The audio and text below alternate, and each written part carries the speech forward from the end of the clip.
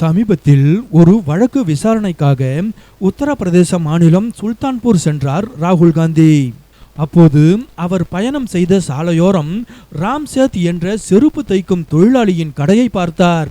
உடனே பாதுகாப்பு அதிகாரிகளை வாகனத்தை நிறுத்துமாறு சொன்ன ராகுல் காந்தி இறங்கி அந்த செருப்பு தைக்கும் கடைக்கு போய் அங்கிருந்த தொழிலாளியிடம் எனது ஷூவை நீங்கள் தைத்து தர முடியுமா என கேட்டார். தனக்கு எதிரில் நிற்பது நாட்டின் எதிர்க்கட்சி தலைவரான ராகுல் காந்தி என்பதை பார்த்ததும் தன் கண்களையே நம்பாத அந்த தொழிலாளி மிகுந்த மகிழ்ச்சியுடன் ராகுல் காந்தியின் ஷூவை உடனே தைத்து கொடுத்தார். அவர் தைப்பதை பார்த்த ராகுல் தானும் தைத்து பழக வேண்டும் என்று கூறி தனக்கும் கற்றுத்தர சொன்னார்.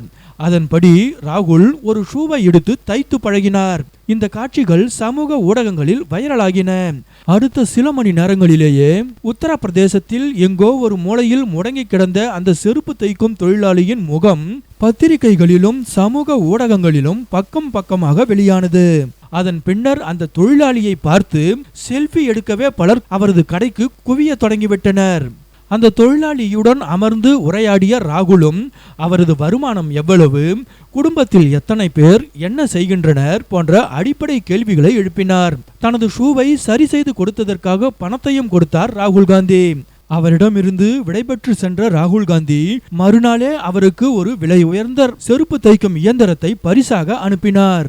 மாநில காங்கிரஸ் கட்சியினர் அந்த இயந்திரத்தை ராகுல் காந்தி அனுப்பியதாக அந்த தொழிலாளியிடம் ஒப்படைத்தனர். ராகுல் காந்தியின் இந்த எதிர்பாராத பரிசை பார்த்து அசந்து போன அந்த தொழிலாளி நெகிழ்ச்சியுடன் ராகுலுக்கு நன்றி தெரிவித்தார்.